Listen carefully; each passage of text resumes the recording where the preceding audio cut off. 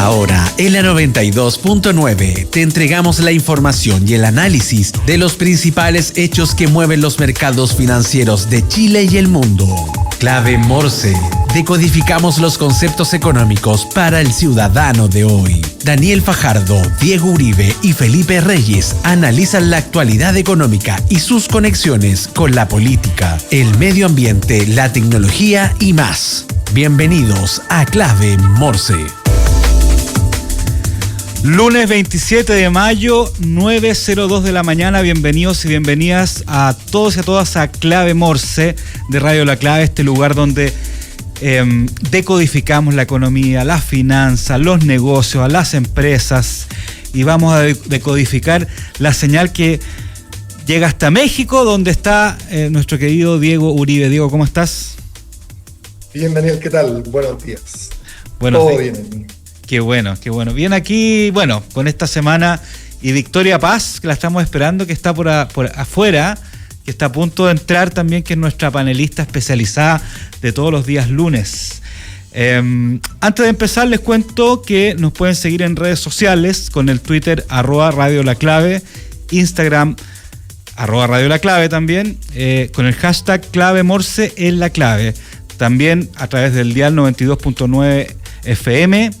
Y además escuchar y comentar en nuestra señal de YouTube, que está en vivo y después queda on demand, Radio La Clave.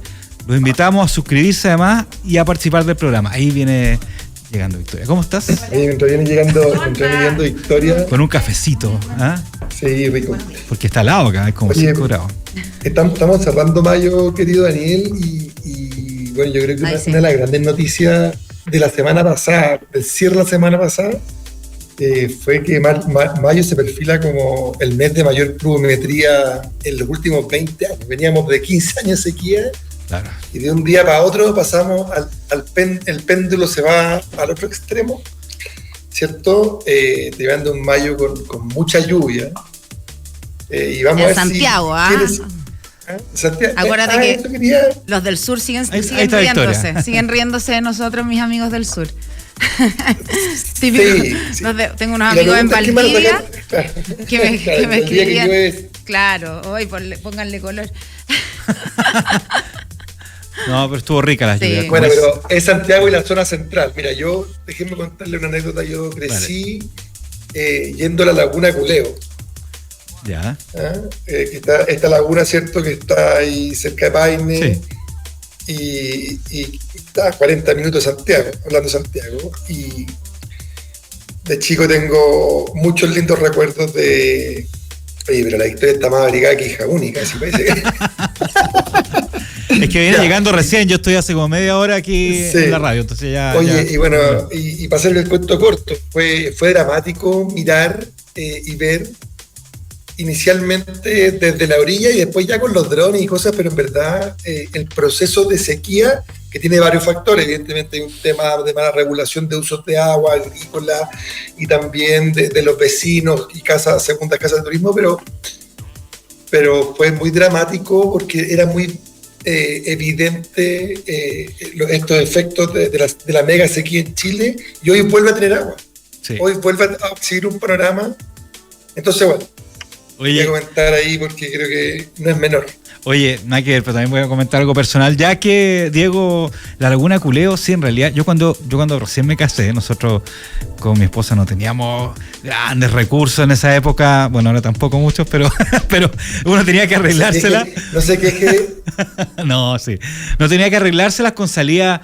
Nosotros salíamos todos los fines de semana con nuestra hija Sofía, con nuestra hija chica, y íbamos a la laguna Culeo mucho, y compramos un bote inflable en esa época para la laguna Culeo, imagínate. Yo creo que fueron los primeros 5 años, íbamos a la laguna Culeo por lo menos una vez al mes, y uno nadaba y se tiraba unos piqueros, pescaba. Salía medio verde. Claro, sí, pero bueno, era lo mismo. Bueno, pero era parte del encanto. Ya. Como dices tú, la lluvia siempre, yo sé que a veces es complejo, y antes de la cifra, justamente quería comentar este tema, porque es complejo por los cortes de luz, por las inundaciones y todo, pero en el fondo al final del día es algo beneficioso. Y quería comentar esto, Victoria, Diego, no sé si vieron el mea culpa del CEO de de Colbún.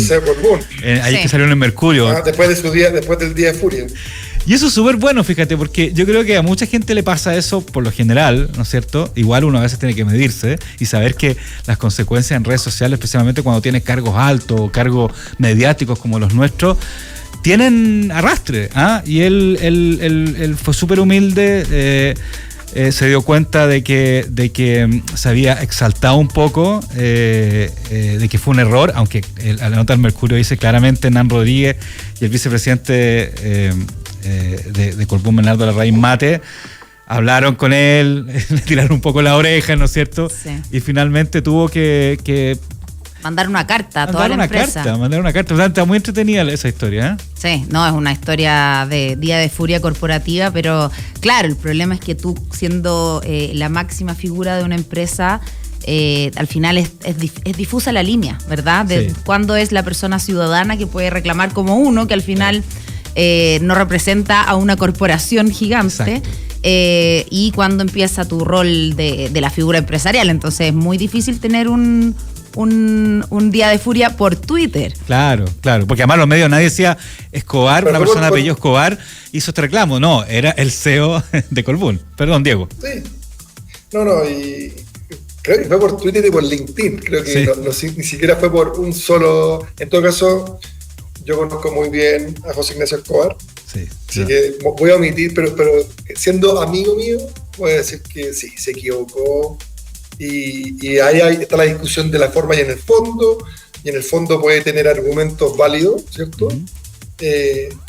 Pero las formas importan y hemos criticado muchas veces a mucha gente por las formas, mucha gente del gobierno, ¿cierto? Uh-huh. Que a veces se expresan, incluso nuestro mismo presidente de la República cuando habla del completo y el show, sí, claro. Decimos, bueno, hay que evitar el cargo. Bueno, eso también cuenta para la gente que está en el sector privado, y uno tiene que evitar el cargo y saber cómo usar los medios de comunicación, y que en verdad hay poco espacio para la vida personal cuando uno está en un cargo que ostenta poder y que ostenta autoridad.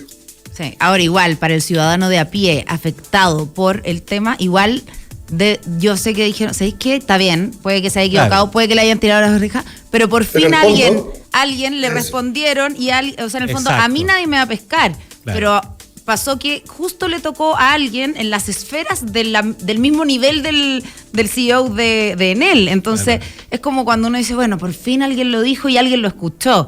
Entonces yo entiendo, sí, pero también siento que a mí me comentó mucho como personas que viven en el sector, sí, en el Flandes Gate, como se le llamó, que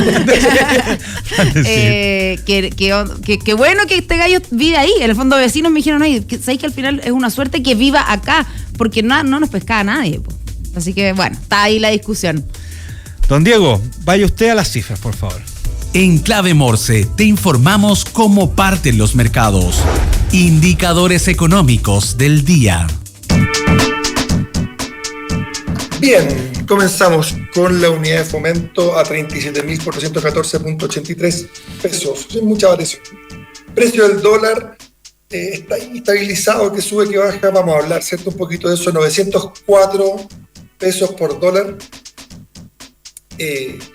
Vuelve al alza tras 5 semanas de baja. Precio del euro, 980,14 pesos por euro.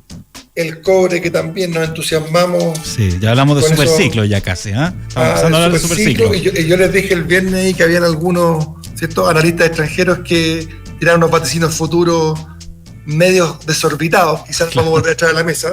Sí. Pero hoy día el cobre está a $479 la libra, petróleo Brent $82.44 el barril, y el petróleo WTI $78.29 el barril. Las noticias que debes saber. Titulares en Clave Morse. Vamos a las noticias, entonces, a estos titulares preparados por nuestra productora Estela.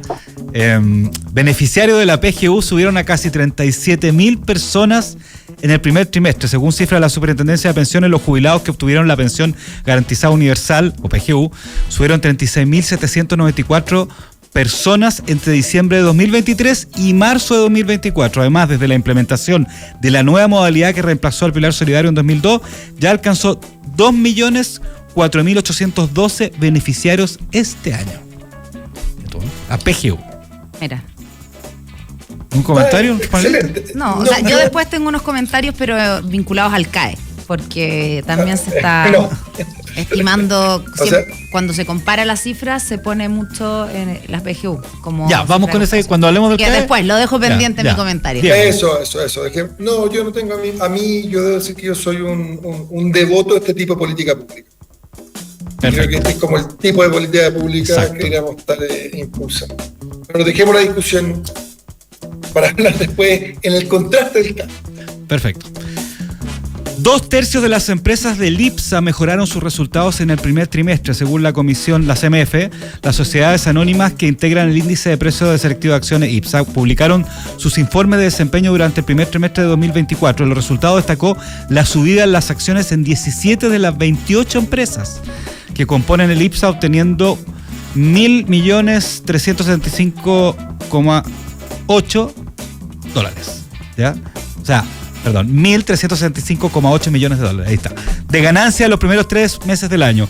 Entre las compañías con mayores subidas se encuentran Enel Américas, Banco de Chile.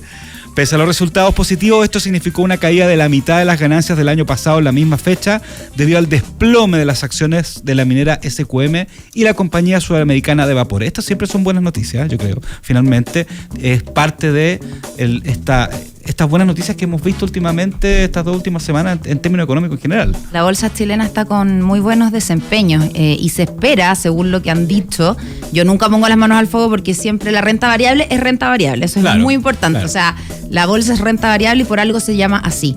Pero las perspectivas que tienen al menos los principales fondos es que va a seguir avanzando. El tema es apuntarle a la acción, por eso no es tan fácil, ¿verdad? Hay algunas que han caído, como SQM, y otras que han avanzado, así que yo siempre le digo a la gente que tenga mucho cuidado con cuando uno lo hace solo. En el fondo, si uno no sabe bien qué está haciendo, es más ruleta que acciones, así que asesorarse bien, informarse, porque suena muy promisorio, ¿verdad?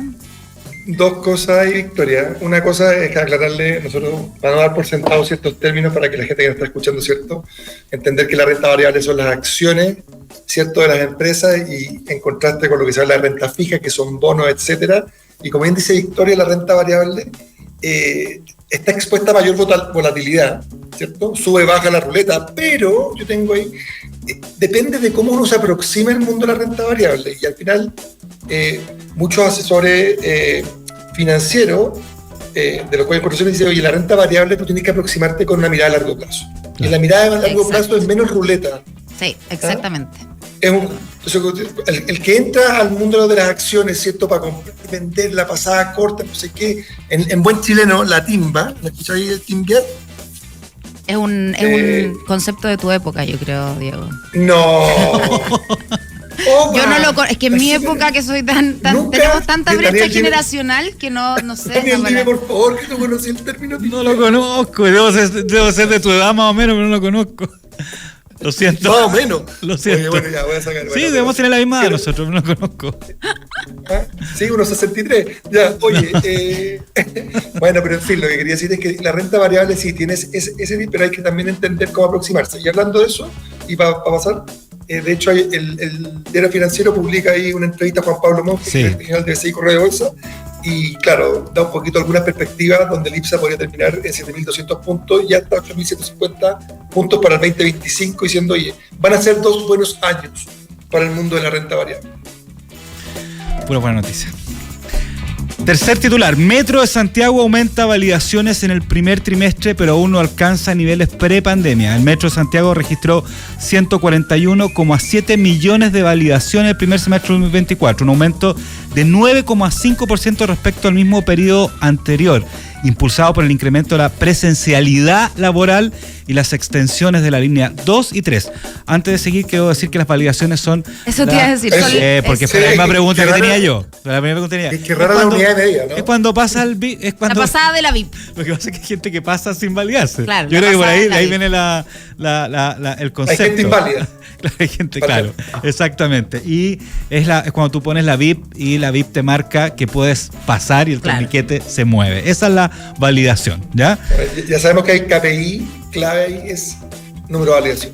Validación. Yo también lo leí en la mañana y no entendí. Sí, Tuve que buscar fue lo primero que cuando lo vimos dijimos, ya, validación, y eso es específicamente. Cuando tú pones la VIP y se valida tu entrada al metro por la entrada, ya. A pesar del crecimiento de la afluencia de pasajeros, sigue sin alcanzar los niveles previos al estallido social y la pandemia, mira. Y la empresa reportó una pérdida de 216.313 millones debido a las diferencias cambiarias. Y siempre el metro, digamos, sabemos que el pasaje es más barato de lo que debería costar, digamos. Oye, no es raro el tema de las pérdidas.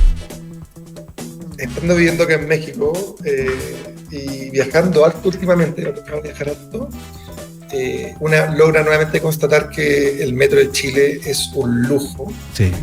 Y creo que uno no logramos apreciar como ciudadanos de una ciudad grande el nivel de servicio, todo lo que significa la red de metro en Santiago de Chile y que sigue creciendo y que es extraordinaria en términos de una alternativa de transporte seguro, rápido, eficiente, etc. Sí, es muy bueno el sistema. Es muy bueno. Lo que pasa es que, claro, uno dice, le faltan líneas, quiero que llegue a más lugares, pero lo que hay es seguro, es limpio, es muy certero. En el fondo tú sabes. Eso es. O sea, tú puedes ir con la cara en el vidrio a cierta hora, en el vidrio de lleno. A cierta hora, sí. Pero tú sabes que vas a llegar más o menos con un rango de 5 o 7 minutos al destino. Y eso es tremendamente importante. Fíjate que para el desarrollo económico, que las cosas funcionen, para ir a las reuniones, para ir al trabajo. O sea, es muy importante saber que uno tiene la certeza de llegar a ciertos lugares a la hora que quieres llegar, digamos. Oye, ya. Terminamos con los titulares. Tenemos 3 titulares más que lo vamos a comentar en el segundo bloque, ¿no es cierto? Pero en este primer bloque, como decíamos, estamos con nuestra gran economista, Victoria Paz, y fundadora de Poder Económico, que junto con Diego vamos a analizar algunas cosas de lo que pasó la semana pasada en materia económica y lo que viene esta semana, especialmente tomando en cuenta la cuenta pública que viene el sábado. ¿Por qué partimos? Tú querías partir por el CAE, ¿no? Por todo lo que ha sido el CAE. Claro, oye, tengo que pasar el dato que yo también soy directora del MBA de la Universidad Gabriela Mistral. Porque me dejan estar acá a las 9 de la mañana, así que tengo que pasar el dato. Entonces vamos a incluirlo siempre en la pauta.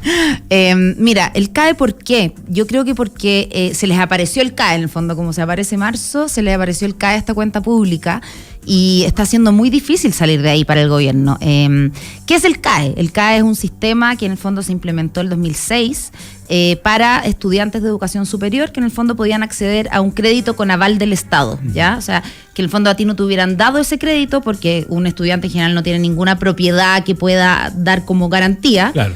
Ni un ingreso tampoco, que cuando uno va a pedir un crédito uno sabe que le piden o ingresos o garantías, etcétera. No tienes nada cuando eres estudiante, entonces el Estado te avalaba. ¿Y qué es lo que pasó? En el fondo han pasado muchísimos años desde esa política pública y es una de las grandes reivindicaciones que hizo esta generación cuando fueron estudiantes. Si se acuerdan de la marcha de los pingüinos, etcétera, mucho tenía que ver con el CAE. Y es una de las principales promesas que hizo este gobierno en su programa, ¿verdad? La condonación total del CAE. ¿Qué es lo que pasa? Que el CAE cuesta $11.000 millones condonarlo. Yo traté de mirar la mayor cantidad de números porque es muy difícil estimar, es como cifras que uno no entiende qué son. Entonces, por ejemplo, son 250 teletones. Wow. Son la PGU, que es lo que hablábamos recién, que es al final a todas las personas de más de 60 y 65 años que les llega en el fondo esto, la PGU que está llegando a 250.000, la PGU cuesta $9.000 millones anuales, o sea, cuesta menos. Todo el tema de la cuna, por ejemplo, en total cuesta aproximadamente 1.000 millones. O sea, en el fondo, el IFE, cuando dábamos el IFE mensual cuesta 3.000 millones. O sea, esto significa 4 IFEs. Es mucha plata. Y en el fondo lo que uno se tiene que preguntar, y yo creo que por eso está yo creo que nadie le gustaría que los estudiantes estén endeudados. O sea, yo creo que cualquier persona dice, me encantaría tener un país que la educación fuera gratis, ¿verdad? Lo que pasa es que no somos un país que tenga los recursos, y ese es el gran problema. Somos un país que está creciendo poco, además, que nos desfinanciamos mucho durante la pandemia. O sea, los países tienen algo que se llama fondos soberanos, que son sus ahorros. Nosotros tuvimos que echarle mano a los fondos soberanos para pagar el IFE. Entonces, y que fue una política que en su minuto se necesitó, y está bien que lo hayamos tenido. A todos los fondos. a todos los fondos, y está bien, porque los necesitamos. Menos mal los teníamos, ¿verdad? Menos mal los teníamos, pero estamos en un país que está creciendo poco y estamos desfinanciados. Y lo que pasa mucho es que, claro, ¿a quién tienes que priorizar? Es como una casa, ¿verdad? O sea, está bien, a mí me encantaría X cosa, pero no se puede hacer, tengo que priorizar. Y en eso yo creo que lo que está pasando ahora es que muchas personas están diciendo, ¿a quién priorizamos? ¿Tiene que ser al que sale a la calle y grita? O porque las personas de 65 años es difícil que salgan a la calle y hagan marchas, ¿verdad? O los niños de 3 años tampoco lo hacen. Entonces, en el fondo, tú tienes que lograr compensar y por eso es difícil para el gobierno hacer esta propuesta, porque sus bases, no sé si han visto, muchas integrantes del Partido Comunista les están exigiendo que cumplan con lo prometido en el programa, y lo más probable es que lo que se proponga sea algo muy acotado, que yo creo que está bien, para mí es algo adecuado. Claro, pero nadie va a quedar conforme al final. Muy pocas personas van a quedar conformes, pero yo creo que es lo racional. O sea, en el fondo, efectivamente hay casos que está siendo muy difícil pagar el CAE. Por ejemplo, hay, no sé, un 20% de personas que desertaron, que no lograron seguir estudiando. Esas personas, o algunas que están, que lograron egresar de CFT principalmente, o IP, están catalogadas de que están ganando actualmente menos de 700.000 pesos. Para esas personas efectivamente está siendo muy difícil quizá pagar el CAE. Se puede hacer algo mucho más acotado o algo en relación a los intereses, a la morosidad. Pero si tú piensas personas que se titularon de universidades, que están ganando rentas altas, o las personas que ya terminaron de pagar, en el fondo, claro, es un poco injusto que esas personas vean condonados sus créditos, siendo que al final todos tenemos que aportar para que la sociedad, en el fondo, pueda priorizar los grupos más vulnerables. Así que yo creo que va a ser una solución más acotada, esperamos, pero efectivamente, claro, no van a quedar felices, principalmente las bases del presidente Boric, que en el fondo le están exigiendo que cumpla.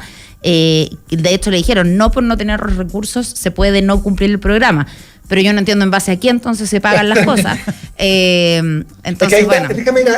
Ahí hay un tema, y tratamos de, el otro día también nos pasa, pero es imposible no hablar de política y no hablar de economía juntos. Antes era más fácil separarlo, pero hoy día, la verdad, están íntimamente relacionadas. Y yo creo que al final acá hay un tema muy ideológico, porque lo que, Victoria, y quizás no sé si lo dijiste, yo no estaba muy atento, pero lo que tiene el CAE, ¿cierto? Esta valía del Estado, pero lo que quizás mucha gente no sabe, y quizás lo que saca más roncha, es que fue el sector privado el que dio estos créditos.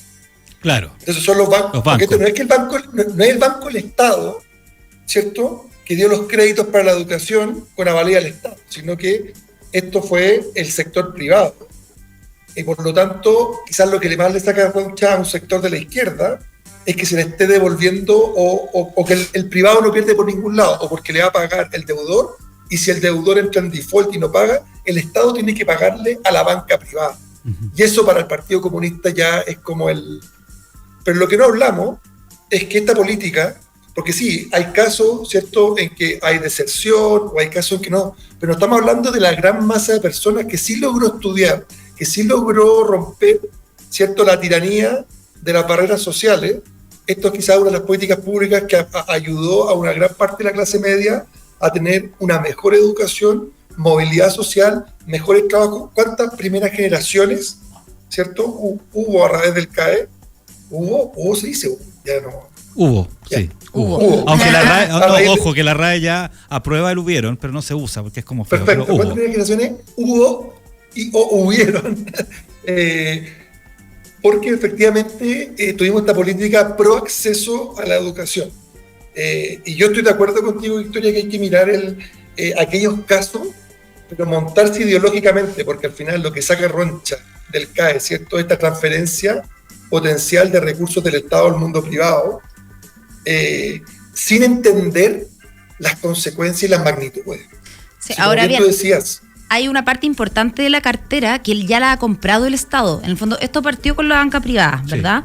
Sí. Y efectivamente, cuando tú tienes un aval del Estado, que también está pasando en los pies de las inmobiliarias, y hay distintas cosas en que el Estado se pone como de aval. Eso significa que si tú no pagas, el Estado paga. En el fondo, no de buenas a primeras, el banco tiene que hacer, por supuesto, toda la cobranza, pero si ya se declara incobrable, el Estado tiene que poner la espalda, en el fondo. En todos estos años el Estado ha ido comprando cartera porque precisamente para subsanar ciertas... ¿hubo deficiencias en el diseño? Algunas, sí. Yo creo que se entregaron intereses quizá muy altos, se fiscalizó poco, pero era una política que en el fondo, si no, todas estas personas no habrían podido estudiar, porque, claro, insisto, que es el objetivo una cosa final. Claro, una cosa... es decir, a mí me encantaría que hubiera educación gratis, por supuesto. ¿A quién no? No es que una parte sea mala y la otra buena, que yo creo que estamos muy en un tiempo también que polarizamos. ¿Verdad? Pero no se podía hacer, no teníamos los recursos y actualmente tampoco los tenemos. Entonces se creó esta política que efectivamente permitió, hubo ciertos, en el fondo, excesos en algunos cobros, el Estado fue comprando cartera. El tema es que ahora, por ejemplo, desde que se anunció esta política, que se dijo, se va a condonar el CAE, el 50% de las personas dejaron de pagar. Pagar inmediatamente, y gente que a lo mejor pueden pagar, pero dijeron ¿para qué? Pero es una inferencia lógica que hace. O sea, si a ti te dicen, oye, no te van a cobrar nunca más la luz, bueno, no pago desde ahora, pues, claro, si total me la van a condonar. Entonces, y esa fue un poquito la opinión de Óscar Landerreche, que dijo que era inmoral para los que ya habían pagado. Claro. Así que yo creo que va a ser...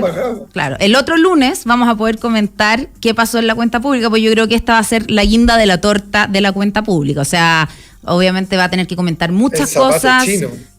Muchos temas económicos, pero esto en el fondo va a ser lo que todas las personas van a estar atentos, porque se les apareció, yo creo que no lo tenían en el fondo tan en carpeta, y es una exigencia que va a tener que manifestarse. No sé si se han dado cuenta que de hecho dejaron de decir la palabra condonación.